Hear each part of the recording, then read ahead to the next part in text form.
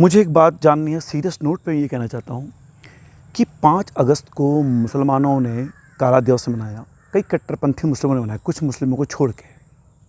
5 अगस्त को राम जन्मभूमि पूजन था। मुझे जानना है कि उस दिन काला दिवस मनाने की आवश्यकता क्या थी? हाँ, 6 दिसंबर 1992 को संविधान के खिलाफ कारसेवकों ने बाबरी ढांचा तोड़ा। वो निश्चित रूप से निस्संदेह बिना शक शुबह के मैं उसे काला दिन मानता हूँ, क्योंकि उस दिन संविधान को ताक पे रख के मस्जिद तोड़ी गई थी। वो एक काला दिन था, निश्चित रूप से काला दिन था। लेकिन मुझे बताइए 5 अगस्त को काला दिन क्यों था?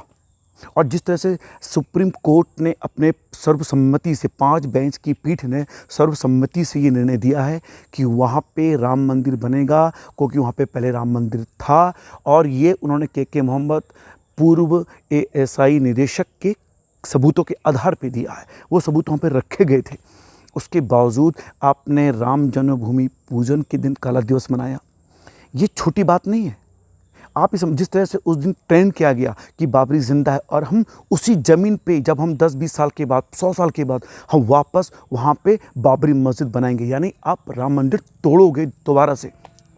आप मुझे बताइए, क्या जो सेकुलर लोग हैं वो इस तरह की पीड़ा को नहीं समझ पा रहे हैं? मुसलमानों के गुस्से को, वो मुसलमान गुस्सा जिनमें वो अपने एक इस्लामिक सोच को प्रदर्शित कर रहे हैं कि हम हर हाल में वहाँ पे मस्जिद बना के रहेंगे।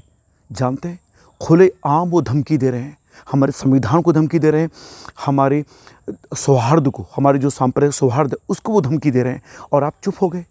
आपने ये जानने की कोशिश नहीं की कि आप 5 अगस्त को काला दिवस मना क्यों रहे हो?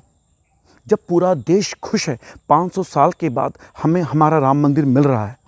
पहले तो आप बोलते रहे कि कोरोना काल पे आप राम मंदिर क्यों बना रहे हो, अस्पताल बनाइए। लेकिन जैसे वहाँ भूमि पूजन हुआ, आप बिल से बाहर आ गए और कहने लगे बाबरी जिंदा है, हम वापस वहाँ पे मस्जिद बनाएंगे। इस सोच से ऊपर उठिए।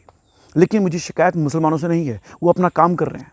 शायद उनकी सोच, उनकी संस्कृति यही है, पर मेरा निशाना है मोदी अंधविरोधी हिंदू, वो वामपंथी लोग जो नास्तिक मानते हैं अपने आप को और सांप्रदायिक सौहार्द की बात करते हैं। मुझे बताइए, ये सवाल आप जान सकते हैं कि 5 अगस्त को काला दिवस क्यों मनाया गया और क्यों मनाना जरूरी था? क्या इन्हें हिंदुओं की खुशी नहीं देखी जा रही थी? और अगर ये सुप्रीम कोर्ट के फैसले से नाराज थे तो ये सुप्रीम कोर्ट दोबारा क्यों नहीं गए? क्यों नहीं इन्होंने धरना प्रदर्शन किया? जब आज यहाँ राम जन्मभूमि पूजन हो रहा है तो उस दिन काला दिवस मनाकर ये क्या धमकी देना चाहते हैं? सुनो गौर से। जिस दिन इनकी संख्या बढ़ेगी, निश्चित रूप से ये उस बात का बदला लेंगे। ये एक संकेत है, इस संकेत को समझिए, नहीं तो बहुत बहुत बुरा होगा। जिस तरह से कश्मीर में रातों रात हिंदू पंडितों को, कश्मीरी पंडितों को यानी हिंदुओं को, उनकी बहू बेटियों को बलात्कार करके रातों रात हत्याएं करके बाहर निकाला गया ना, एक दिन तुम्हारा भी हाल होने वाला है। और ये खुलेआम धमकी दी है उन्होंने। और ये बात मैं ऐसे नहीं कह रहा हूँ, आप मुझ पर लाखों लांछन लगा लो कि आप हिंदू मुस्लिम की बात कर रहे हो, लेकिन जिस तरह से उन्होंने स्पष्ट रूप से ये कहा है कि 5 अगस्त हमारे लिए काला दिवस है, बताइए 6 दिसंबर 1992 काला दिवस है, मैं मानता हूँ वो होगा, होना भी चाहिए। लेकिन 6 दिसंबर 1992 काला दिवस, लेकिन 5 अगस्त को आप काला दिवस मना रहे हो, क्यों? सेकुलर हिंदू सोचिए, सेकुलर मुसलमान सोचिए उनकी धमकी को, उन्हें यहीं रोक लीजिए, उनके विचारों को, अन्यथा बहुत देर हो जाएगी, बहुत नुकसान होने वाला है। कश्मीर की तर्ज पे हिंदू औरतों के साथ बलात्कार होकर इनको भगाया जाने वाला है। 100 साल की ये तस्वीर पेश कर रहे हैं और तुम चुप हो। अभी भी ये तैयार है कि इनको मुसलमानों को मत भड़काइए, अन्यथा क्या होने वाला है ये लोग खुद बता चुके हैं। गौर कीजिए आप।